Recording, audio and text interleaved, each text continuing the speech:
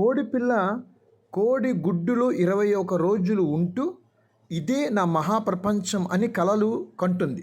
21 రోజులు గడిచిన తరువాత అది పొడుచుకుంటూ బయటకు వచ్చినప్పుడు ఊహకందని మహా గొప్ప సృష్టిని చూసి నేను ఎన్నాళ్ళు ఇదే నా ప్రపంచం అనుకున్నాను, కానీ బయట ఇంత గొప్ప సృష్టి ఉన్నదా అని ఆశ్చర్యపోతుంది. గమనించండి, ఈ భూమి ఒక చిన్న గుడ్డు. మనమందరము కూడా ఈ గుడ్డు లోపట ఉన్నవారమే.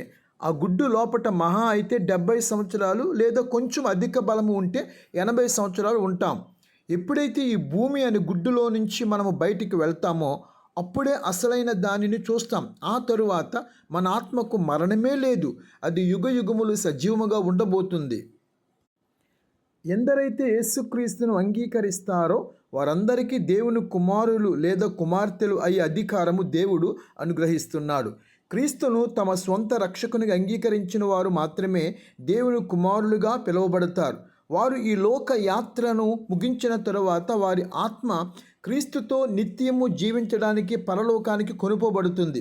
క్రీస్తును అంగీకరించిన వారు మాత్రమే పరలోకానికి వెళ్తారు. కేవలం క్రీస్తు ద్వారా మాత్రమే పాపక్షమాపణ, రక్షణ, పరలోక భాగ్యం.